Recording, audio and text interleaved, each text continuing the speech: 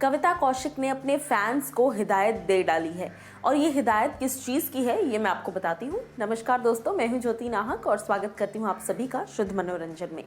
कविता कौशिक हाल ही में नजर आई थी बिग बॉस के घर में, हम सभी ने देखा। वहां पर जिस तरह का डिस्कशन हुआ, जहां पर सलमान को बीच में कूदना ही पड़ा कि क्या फालतू डिस्कशन है।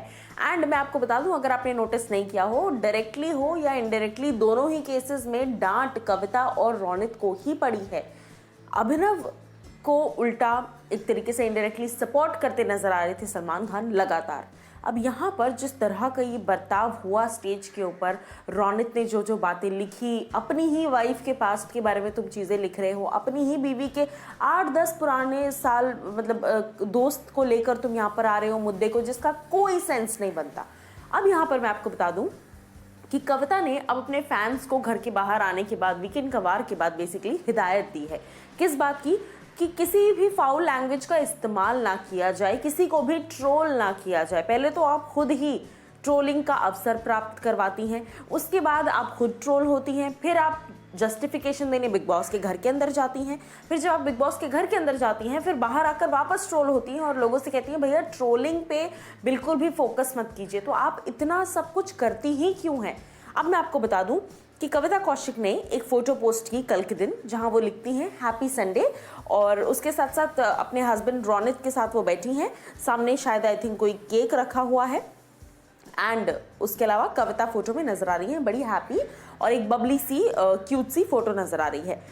अब इस फोटो के नीचे एक व्यूअर है, ट्विटर यूजर है, उन्होंने अलग से कमेंट किया है, जो कि कविता कौशिक के फैन हैं। उन्होंने लिखा, don't get affected with these piece of shits barking here, we Kavita Kaushik army love you and that only should matter. यानी कि इस फैन ने, जो कि कविता के फैन हैं, लिखते हैं कि आसपास जो भी लोग भौंक रहे हैं पीस ऑफ शिट, उन पर आप ध्यान मत दीजिए, because we Kavita Kaushik army we love you, and आपको सिर्फ इसी बात से फर्क पड़ना चाहिए।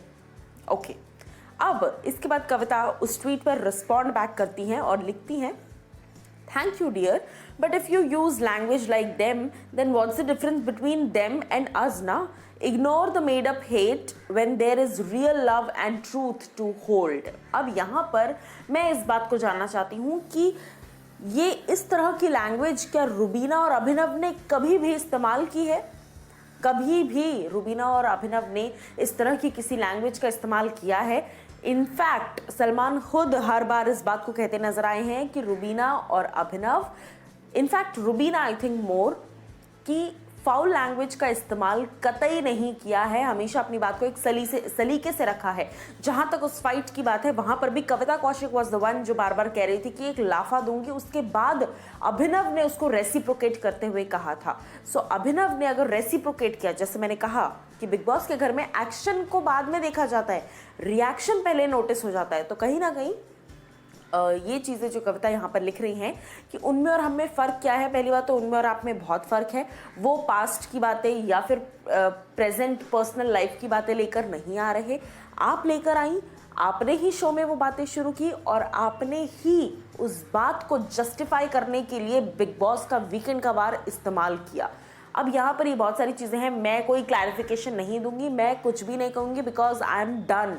तो फिर आपको यार बिग बॉस के बारे में पता ही नहीं था। ये सर से लेकर पैर तक ये सारी बातें बेसलेस है। इसमें से किसी भी एक बात में भी कोई भी सेंस मुझे तो नज़र नहीं आता। आप लोग मुझे कमेंट सेक्शन बताइए कि आपके हिसाब से ये जिस तरह की इनडायरेक्ट बातें कविता कर रही हैं, उस पर आपकी क्या कुछ राय है। और जहाँ तक वीकेंड का वार की बात है, तो उस पर तो ज़रूर आपकी टिप्पणी में जानना चाहूँगी कि कविता कौशिक और रोनित जिस तरीके से वहाँ पर बात कर रहे थे, और वहीं रुबीना और अभिनव जिस तरीके से रिस्पॉन्ड करके बात करना चाह रहे थे, जिन्हें बात करने दिया नहीं गया, उस पर आपकी क्या राय है? आपकी नज़र में कौन सही है?